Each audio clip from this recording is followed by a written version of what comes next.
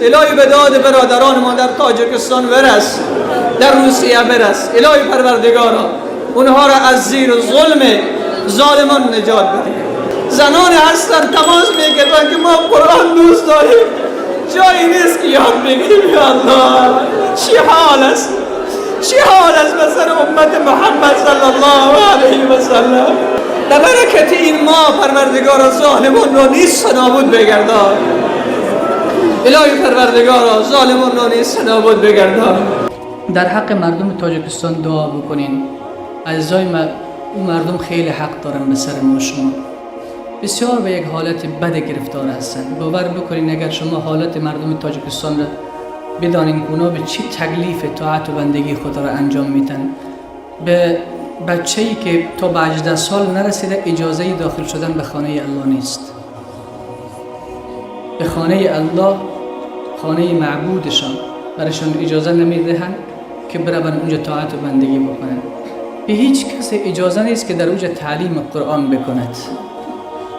به هیچ کس اجازه نیست حتی در جای چند تا مادری که پت و پنهان میرفتن قرآن یاد میگرفتن، همه را بردن پشت میله های زندان. اگر کسی در اونجا صحبت یک عالم را پخش بکنه، کسی از دوستایی که صحبت مرا در تاجیکستان در دوشنبه پخش میکرد و نشر میکرد، به 6 سال زندان محکوم شده و داخل زندان است. داخل زندان است که تقریبا 1 سال طولانی و درازی کار میکرد که صحبت‌های مرا پخش میکرد. الان داخل زندان است. و در این اواخری که شما خبر هستین در روسیه که اتفاق افتاد، 4 دانه از برادران تاجیک کدام جایی داخل شدن، چند تا از روسی ها را اوجا به قتل رساندن. حالا خب بسیار حالت مسلمان ها در تاجیکستان هم خراب شده و در روسیه هم خراب شده.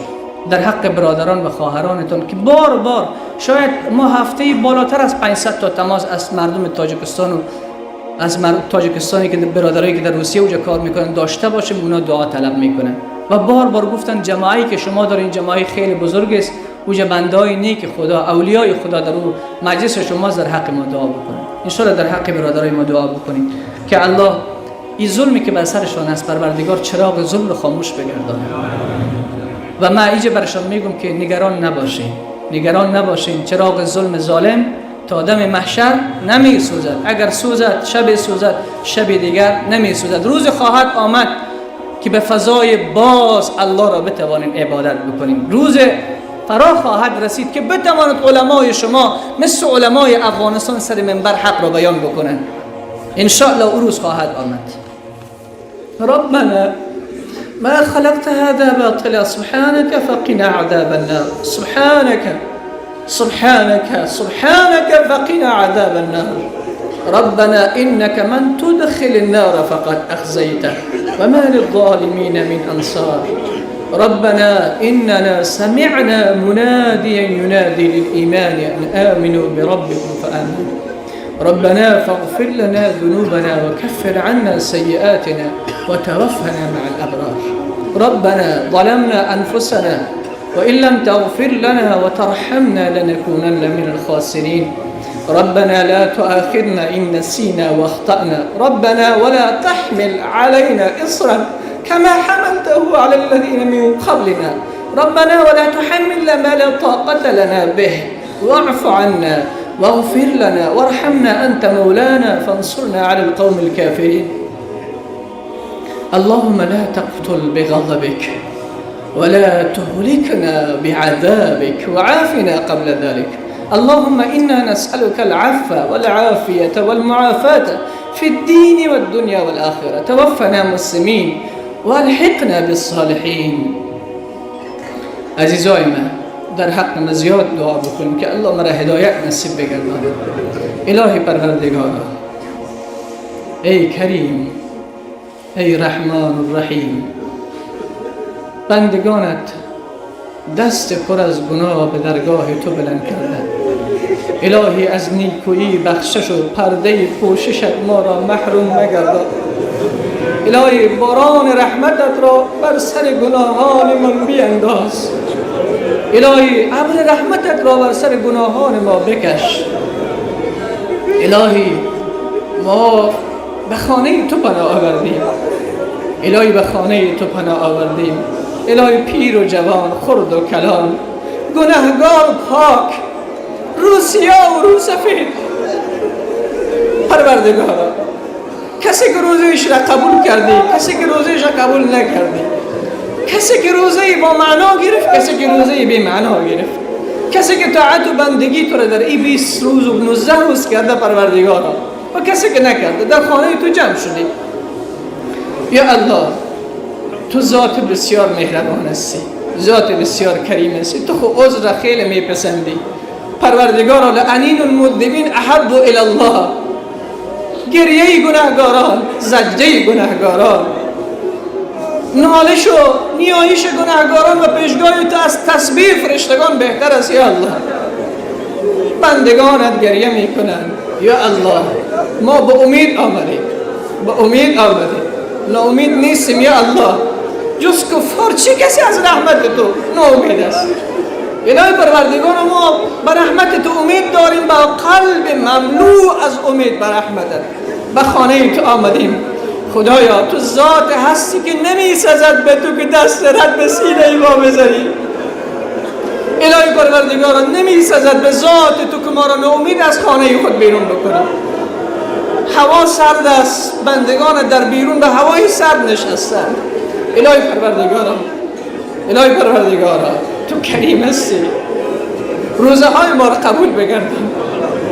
الهی پروردگار روزه های ناقص ما را قبول بگردان، از پدران ما قبول بگردان، از مادران ما قبول بگردان، از برادران ما قبول بگردان، از خواهران ما قبول بگردان، از خویشان اقربان ما قبول بگردان، از زنان ما قبول بگردان.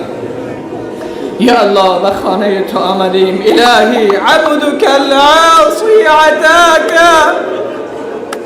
مقرا بالذنوب قد دعاك فإن تغفر فأنت لذاك أهل وإن تطرد فمن يرحم سواك وإن تطرد فمن يرحم سواك. یا الله ما را ناامید از خانه بیرون نکن. الهی پروردگار ناامید از خانه بیرون نکن. الهی به داد برادران ما در فلسطین و غزه برس. الهی پروردگارا به داد مظلومین برس. الهی به داد برادران ما در تاجیکستان برس، در روسیه برس. الهی پروردگارا اونها را از زیر ظلم ظالمان نجات بده. الهی پروردگارا عزت برایشان نصیب بگردان. الهی پوت و پنهان تو را پرستش میکنند. چه بنده های نیکی هستند، چقدر تو را دوست دارند. تماس میکشند که ما دوست داریم، ریش بگذاریم، اما ما را نمیگذارند. الهی پروردگارا برشان توفیق بیشتر بده، محبت بیشتر برشان عطا کن. زنان هستند تماس میکشند که ما قرآن دوست داریم، جایی نیست که یاد بگیریم. یا الله چه حال است، چه حال است مثل امت محمد صلی الله علیه و سلم. الهی پروردگار تو کریم هستی، این امت را از این بدبختی ها نجات بده. یا الله چه حال است مثل امت رسول الله. به طفلکان در غزه میبینیم، به یتیمان و بی‌بزرگان در غزه میبینیم. یا الله به برکت این ماه پروردگار ظالمان را نیست نابود بگردان. الهی پروردگار ظالمان را نیست نابود بگردان. الهی پروردگار مظلومان عالم را خودت کمک بکنی. الهی پروردگار مردم غزه و فلسطین هیچ کسی جز تو ندارند. پروردگار سران حکومت های اسلامی مردند، همشون مرده هستند، همشون تماشا میکنند، همشون کار شدن، همشون کار شدن. یا الله بی‌ترسان بزدل شدن. دنیا پروردگار اونها را گرفته است، غرق دنیا شدن. یا الله طفلکان صدا میزنن که نه از عرب امید داریم نه از عجم، فقط امید ما الله است. الهی تو شنوا هستی، تو شنوا هستی، تو بینا هستی، تو میبینی و میشنوی. برس ای پروردگارا فرشتگان که در بدر آمدن بفرست یا الله، فرشتگانی که در احد آمدن بفرست یا الله، فرشتگانی که در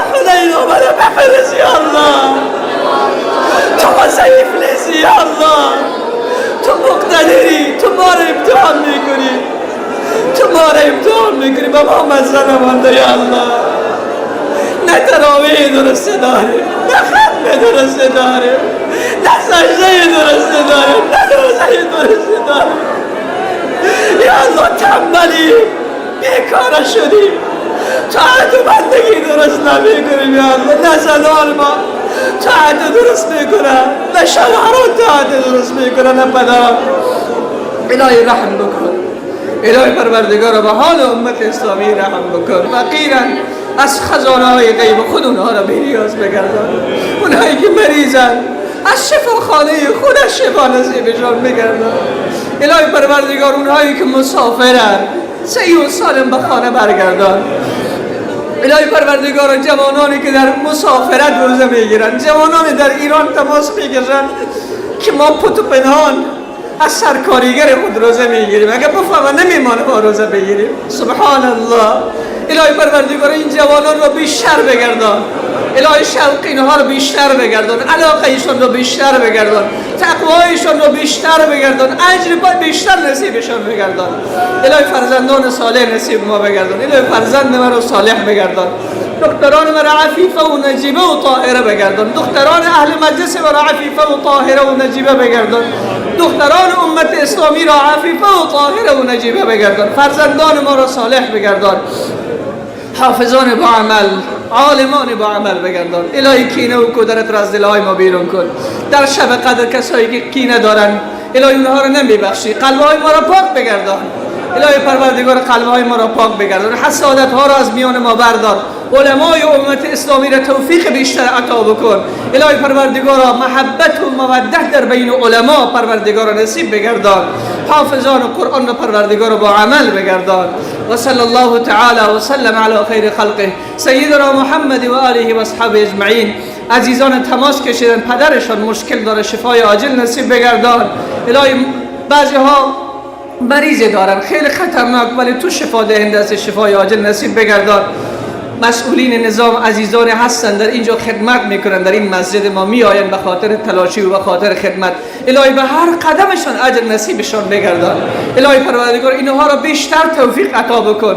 الهی ما افتخار میکنیم به وجود اینهایی که میآیند به خانه تو و به خاطر نظم و نسق بندگان تو تلاش میکنند. الهی اجر نصیبشان بگردان. و صلی الله تعالی و سلم علی خیر خلق سیدنا محمد.